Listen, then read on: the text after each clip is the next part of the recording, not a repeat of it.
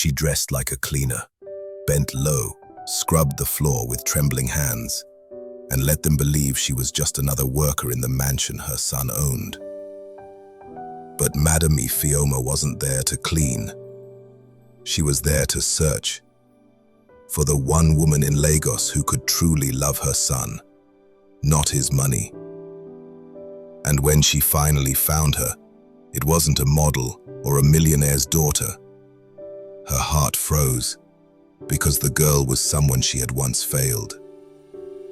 But her son, scarred by betrayal, wanted nothing to do with love, refused to trust anyone, not even his mother's instincts.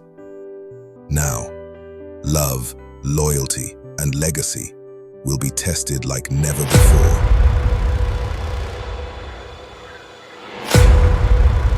Madame Ifeoma stepped out of her luxury SUV before sunrise, wearing an oversized Ankara wrapper, a second-hand polo shirt, and a scarf that itched her scalp. The gate of the local market compound creaked open as she walked in, dragging a small mop bucket and broom behind her. She had rehearsed this role for weeks: the gait, the look, the mannerisms. The goal was simple: pretend to be a cleaner to find a wife for her only son, Teniola. But there was nothing simple about blending into the raw, loud chaos of Lagos life. The air was thick with the scent of fried akara and boiling pepper stew, and the ground was wet from last night's rain, soaking into her sandals. She winced. This wasn't her world, but she was determined. Too many fake women had broken her son's heart. This time, she'd find someone real, from the ground, not the galleries. A group of market women greeted her absent-mindedly as she started sweeping near the roadside food stalls. Her eyes scanned each young woman, watching, listening, calculating. Then she saw her, a petite, dark-skinned girl with natural hair tied back in a scarf, cooking behind a rusted metal stand. She stirred jollof rice in a massive pot, laughed with a customer, then reached over to give a small child an extra spoonful. There was something oddly familiar in her face, her voice. Ifeoma's broom slowed. Her heart beat faster, but she shook her head. It couldn't be. That was years ago. Grace's daughter would be, what? In her 20s now. She whispered to herself, "Let me focus. I'm here for Teniola." Later that day, as the sun peeped and sweat soaked through her makeshift cleaner uniform, Madame Ifeoma found herself drawn back to the buka stall. The young cook moved with rhythm and confidence, wiping sweat off her brow, laughing easily with her customers, refusing to take more than the right payment. She had a kindness that stirred something old and unsettled in Ifeoma's chest. After an hour of hovering near the stall and pretending to sweep, she finally caught the girl's name, Amara. Her breath caught. That was Grace's daughter's name. Suddenly, her throat tightened. Years ago, Grace had died after collapsing from untreated pneumonia. A quiet, loyal house help who served her for over a decade. When Grace passed, her daughter had vanished. All Madame Ifeoma found was a scribbled address that led to an empty room. She searched for months, posters, calls, prayers, nothing. The guilt had never left her. She had promised Grace that her child would be taken care of if anything ever happened. And now, Amara was here, not in school, not living well, cooking by the gutter in a neighborhood Madame Ifeoma had avoided all her life. That night, as she removed her disguise in her private bathroom, she looked at herself in the mirror. "What if this is her?" she whispered, eyes watery. "And what if She's the one for Teniola. At 33, Teniola had everything. A successful tech company, a penthouse in Ikoyi, and a face that made women pause mid-sentence. But love? That was a closed door with a padlock rusted by betrayal. 2 years ago, a woman he nearly married scammed him emotionally and financially. Since then, he'd built walls no one could climb. When his mother suggested he start thinking about settling down again, he laughed dryly. "I'm married to my work, Mummy. Love is an unnecessary app I deleted a long time ago." But Ifeoma didn't relent. She had watched her son sink into a kind of emotional loneliness that no wealth could cure. She knew the signs: the forced smiles at family gatherings, the unreturned calls to female friends, the long silences during their dinners. She had raised him to be strong, but not cold. She knew deep down he still wanted love. He just didn't trust women anymore. "You'll meet someone different," she'd said. "Someone real." He shook his head. Show me a woman who doesn't care about money in this Lagos, and I'll marry her the next day. Her heart skipped. She had just met one, she hoped. For the next 5 days, Madam Ifeoma returned to the roadside market. She kept up her cleaner disguise, watching Amara like a hawk, studying how she treated customers, how she shared food with homeless kids, how she argued respectfully with rude vendors, and even how she prayed quietly before opening her store. She learned that Amara lived with an old aunt in a one-room face me, I face you in Ajigunle, and used every spare kobo she made to support her aunt's hospital bills. No man visited her stall, no sugar daddies, no flashy Instagram life. She was authentic, real. One afternoon, as Amara handed a plate of food to a quiet beggar and smiled at him warmly, Madam Ifeoma finally wiped a tear from her cheek. "It's her," she whispered under her breath. "Grace's child, and Teniola's future." But she knew this wasn't a Nollywood script. Her son wouldn't believe it, not without proof, and not without resistance. He would test her. He would fight it. But she was ready. Her mission was now twofold: convince Teniola to meet Amara, and protect Amara from ever learning who she truly was until the time was right. Back at home, Madam Ifeoma began planting the seeds. She told Teniola she had met someone special, a humble, honest young woman from the streets. He rolled his eyes. Mummy, you've turned to matchmaking now? She laughed but kept her cool. "Just meet her. As a favor. That's all I ask." He sighed and agreed, but on one condition. I will decide how we meet. She won't know who I am. I'll test her. If she's like the others, I'll know. His voice was firm. And when I find her faking anything, it ends. Madam Ifeoma agreed. Secretly, she was glad. Let him test her. Amara would pass. Her spirit was too pure to be shaken by money or appearances. The next day, she visited Amara's booker again and struck up a conversation. "You cook like someone who should be serving big men in Lekki," she joked. Amara laughed. "One day, ma. God's time." Ifeoma smiled. "What if I introduce you to someone who could change your life?" Amara paused. "Changes how?" "Let's say he's not looking for your food. He's looking for something deeper." Amara didn't know it yet, but the test had begun. It was a Saturday morning when Teniola dressed down in jeans and a plain black t-shirt, leaving behind his car and opting for a ride on a keke napep. He hated this already, but his curiosity was stronger than his discomfort. His mother had never spoken about a woman with such quiet conviction before. Ifeoma had arranged the meeting to seem accidental. Amara believed she was simply catering food for a new customer at the market, someone new to the area who had heard about her jollof rice. She had no idea who he was. Teniola arrived at the buka and sat on the low bench outside, watching her work. She was fast and focused, her movement sharp but graceful. When she turned and smiled to take his order, something unexpected happened. His chest tightened. She was naturally beautiful, her face untouched by makeup, her voice calm but firm. "You'll enjoy this rice," she said, handing him a plate. "If you don't, you can eat for free tomorrow." He smirked.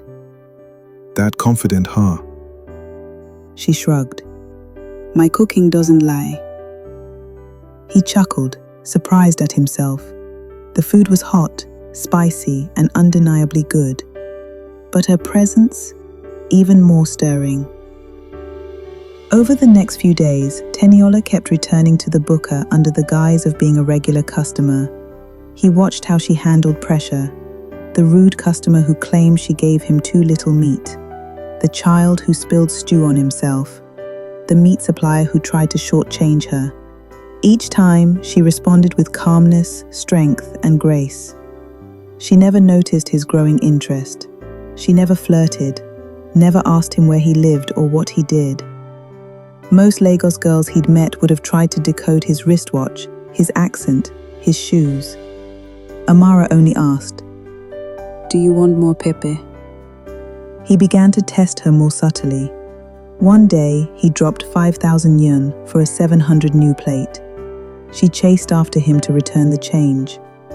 Another day, he lied that he lost his job. She offered him a free meal. "You can pay me back later," she said without a second thought.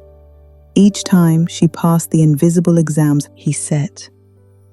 But his heart was still cautious. Trust was like a wound still healing.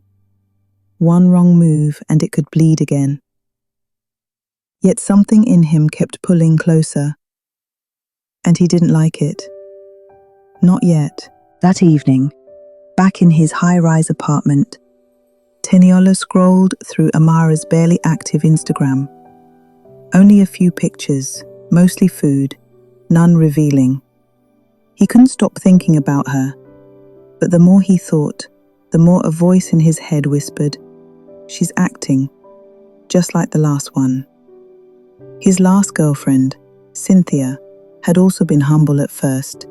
She prayed in tongues, knelt to greet his mother, and claimed she didn't care about his money until she stole 5 million naira from his business account. That betrayal nearly broke him. It wasn't just money. It was trust, dignity, love. Gone. His mother called that night. "So?" she asked softly. "What do you think?" He was quiet. She's different, but I'm not sold yet. It could still be an act. Ifoma sighed. "Don't push her too hard, Tenny. Not everyone is out to hurt you." I'll be the judge of that. He muttered. He wasn't ready to fall again. But deep down, he feared something more than heartbreak. He feared that this time, he might actually fall. For real. While cleaning her room one afternoon, Madame Ifeoma opened a dusty photo album she hadn't touched in years. Inside was a picture of her late house help, Grace, holding a toddler in front of the servants' quarters. The child's eyes sparkled, the same way Amara's did. She stared at the picture for a long time, then closed it gently, whispering, "I failed you, Grace, but I will not fail her." She picked up her phone and called her private investigator. "I need a full background check on Amara. I need confirmation." The next day, the report arrived. Amara Grace Okonkwo, born in Enugu, father unknown, mother Grace Okonkwo deceased, aunt Nkechi, current guardian, last known employment, roadside food vendor in Ajigunle. No social media activity tied to fraud, dating scams or suspicious income. Clean record, pure story. Ifoma's hands trembled as she read it. It was confirmed. This wasn't just some good-hearted girl. She was the daughter of the woman who once served her loyally. Destiny had spun its web tightly, and now her next decision would affect not just her son's life, but 2 generations of promises. It rained heavily the next morning. Floodwater gathered near the buka, and Amara worked barefoot, trying to save her pots from the rising water. Teniola, now more than a curious customer, rushed forward to help her lift the gas cylinder. She smiled, surprised. "I thought you rich people didn't like getting your feet wet." He laughed, soaked and breathless. You think I'm rich? She paused. "No, I think you're kind. And kind people..." Her words sliced deep. He had never been called kind. Rich, yes. Handsome, often. Ambitious, always. But kind, never. That evening, he sat in his car, still wet, staring at his steering wheel. "She's not like the others," he admitted to himself. But that didn't make it easier. Because falling for her meant facing the trauma of his past. It meant trusting again. It meant being vulnerable. And for a man like Teniola, that was the hardest thing of all. The following day, Madame Ifeoma visited Amara at the buka again. She kept her cleaner disguise, but this time, her tone was more personal. "You are doing well, my dear," she said, helping her sweep the cooking area. "But be careful. Not everyone who smiles at you wants to bless you." Amara looked up, puzzled. "Why do you say that, Ma?" Ifeoma smiled gently, but her eyes held something deeper. "Because life can be cruel, and good women often suffer for the sins of women who aren't like them." She dropped the broom and walked away before Amara could ask more. That night, Amara sat with her aunt, Nkechi, in their dimly lit room, peeling cassava for tomorrow's lunch order. "Auntie, do you ever feel like someone's watching you, but not in a bad way?" she asked. Nkechi frowned. "Explain." Amara hesitated.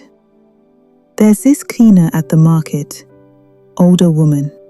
She always comes near my stall. She's kind, but sometimes it feels like she knows me somehow." Nkechi dropped her knife. "Cleaner?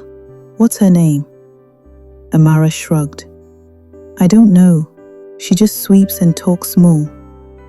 Nkechi's eyes narrowed, but she said nothing. The past was scratching at the present, and she could feel it. Just as things were beginning to bloom between Teniola and Amara, the storm rolled into town. Her name was Cynthia. Tall, light-skinned, with lashes that touched her brows and a scent that lingered like regret. Cynthia showed up at Teniola's office unannounced.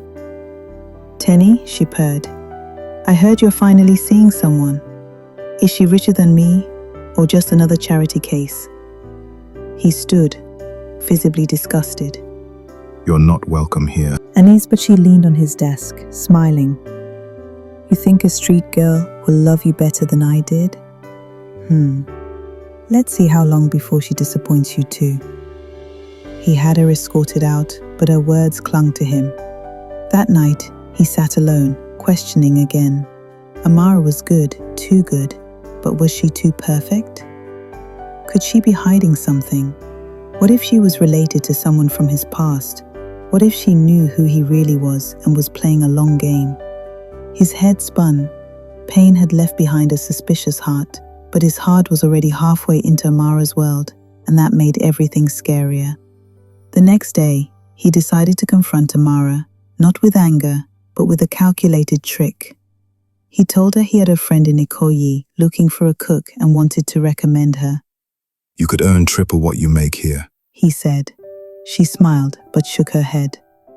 "Thank you, but I'm not ready." I still need to care for my aunt. And besides, I like working here. I like being around people I know. He studied her face, no sign of greed, no hesitation. What if it came with a house, a car, everything? She blinked. That's a lot for stew and rice, sir. Teniola smiled faintly. You passed. He muttered under his breath. Sorry? She asked.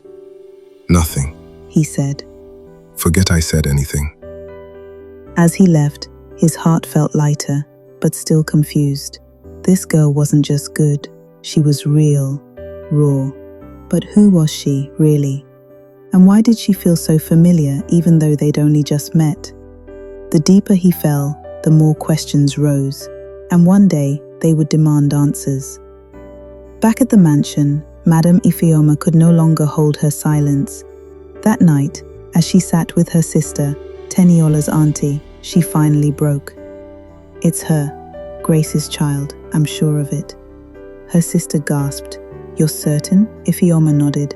I saw the birthmark on her left shoulder, just like Grace described. Her sister's hand covered her mouth. So what now?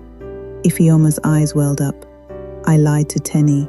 I told him I found a good girl by chance. I never told him this girl is connected to our past. If he finds out I've been hiding this. Her sister cut her off.